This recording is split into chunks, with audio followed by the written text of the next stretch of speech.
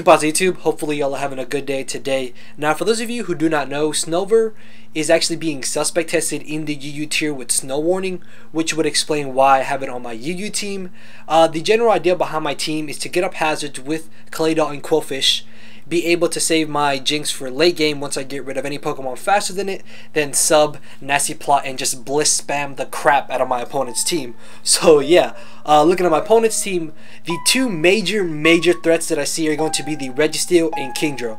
Registeel, I have nothing on my team outside of my Claydol to hit it with a super effective move, and even then it's Earth Power, and Registeel tend to be specially defensive, so Registeel is definitely going to be the biggest thorn in my side. Then Kingdra, if it specs, can just Draco Meteor and destroy my entire team, especially if I do lose my Porygon 2, so I definitely have to save that. But yeah, let's get right into the battle. He's going to be leading off with the Ambipom, as I'm going to be leading off with my Snover, just because I do want to get up my Hail as soon as possible. Now, because he led off with the Ambipom, I'm thinking he might just go for the Fake Out, which is why I Protect. Above that, I can get the 6% damage with the Hail, as he just ends up going for the U-turn, which has me thinking maybe he doesn't carry the Fake Out, so I can keep that in mind for later on in the battle. As he U-turns out to the Umbreon, I did go for the Leech Seed. Now, normally Umbreon don't tend to carry Toxic, which is why I actually stayed in and went for the Substitute, risking the fact that he could carry it, sorry. As he switches into the Hitmontop, I'm just going to stay in, go for Leech Seed, that way the following turn I can go for Protect and just start racking up the Leech Seed damage on the Hitmontop, seeing as Leftovers is being nullified by the Hail. Unfortunately, I miss, so fearing the close combat, I actually switch into my Sableye, but he makes a very good prediction and predicts that and actually goes for the Toxic. On hindsight, maybe I actually should have switched into my Quillfish, seeing as I could have got up a free layer of Toxic Spikes as he did switch out. So yeah, that was a bit dumb on my part, which means his survivability on my Sableye is going to be limited. As he brings in the Registeel, I'm going to go for the Burn and the Taunt, seeing as I need to get residual damage on the Registeel and I do not want him to get up the Stealth Rocks. As the following turn, I really have nothing that I can do with it with my Sableye, which is why I actually bring in my Snover just basically as death fodder, and he does turn out to have the Iron Head. The past two Registeels that I have faced have actually turned out to have Earthquake, which is why I was a bit surprised that he was carrying the Iron Head, but now I can get a free switch into my Quillfish, and if he does want to stay in and go for the Stealth Rocks, I am going to reveal to him that I do actually carry the Taunt, but instead he makes the safer play and actually switches down to the Umbreon. But really, Umbreon can do nothing to my Quillfish, but holy crap, that payback did way too much. But what I decided to do was actually get up my first layer of Toxic Spikes, so that way when he switches into the Hitmontop as he did this turn, I can get the poison off, and as I said earlier, Hail is going to be nullifying the Leftovers, which means every turn this Hitmontop is going to be taking 12%, so I can go for my layer of Spikes, then switch out into my Sableye, predicting him to go for the Rapid Spin, but instead he actually ends up going for the Toxic. Not too sure why, I guess maybe that was a misclick or a misplay, but if he was carrying the Stone Edge, then that would have been his perfect moment to go for it, seeing as his switch out was pretty obvious. But hey, not that big of a deal. As he brings back in the Registeel, he's being worn down by the Burn and the Hail, so at this point I'm thinking that it's basically useless, which is why I bring in my Claydol, but it has the rest! And it's back up to 100%!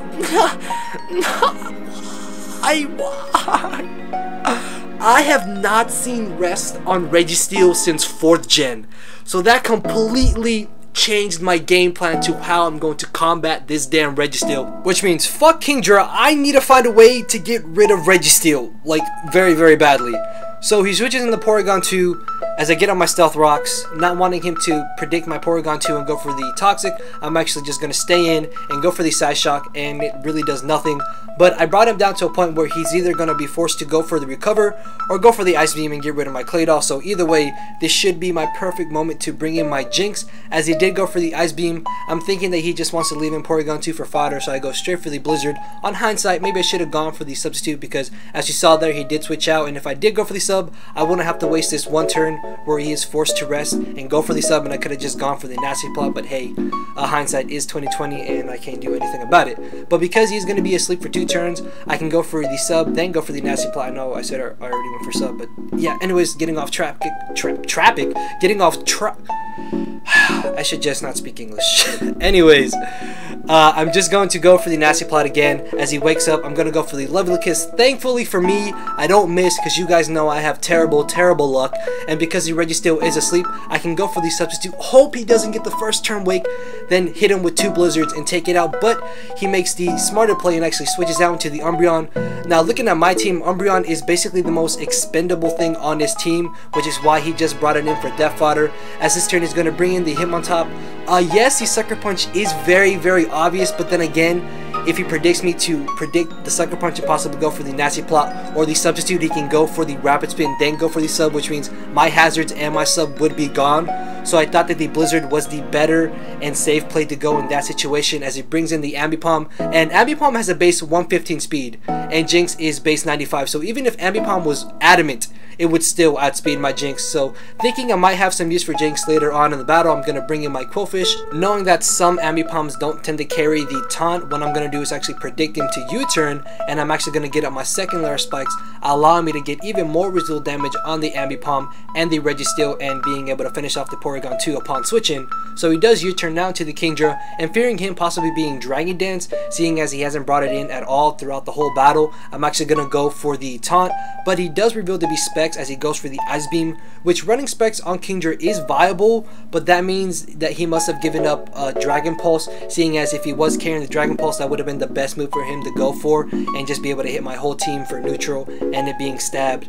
So yeah, I guess it could help in certain situations, but in this one, it's really not going to be too beneficial to him. As he finishes off my Claydol, I can bring in my Porygon 2, just recover up as I let the Hail and Toxic wear him down. And this is where it clicked in my mind that if I get a free switch out to my Sableye, I can basically outstall the Registeel and the Ambipom. But I actually forgot that the Registeel was asleep, which was really stupid of me, because now I'm going to be forced to bring in my Jinx, not really caring if he wakes up, considering that all I need is this Registeel to be awake and for me to get a free switch out to my Sableye. I decided to go for the sub, maybe thinking I could sub Nasty Plot and get off a bit of damage on the Registeel. That isn't the case, and I'm going to be forced to hard switch directly out into my Sableye. As this turn I can go for the Will-O-Wisp, and if he had gone for the rest at that situation, then he possibly could have won. Luckily for me, I guess he predicted that and actually went for the Iron Head, which means I can burn him, then taunt him, and because he is taking 12% and he's only at 21%, this Registeel is basically dead. As I bring in my Jinx, I can go for the sub and bring him down to a point where the Blizzard will be able to finish him off, and because his last is going to be the Ambipom, I can leave in Jinx for death fodder and allow my Porygon 2 to take any one hit from this thing and finish him off with the Blizzard for the very narrow 1-0 victory in my favor. So yeah, definitely a fun, intense game that I hope every single one of you did enjoy, and if you did, you know what to do, guys. Like, comment, and subscribe as you wish. With that, enjoy the rest of your day. So I do believe I am out of here. Later.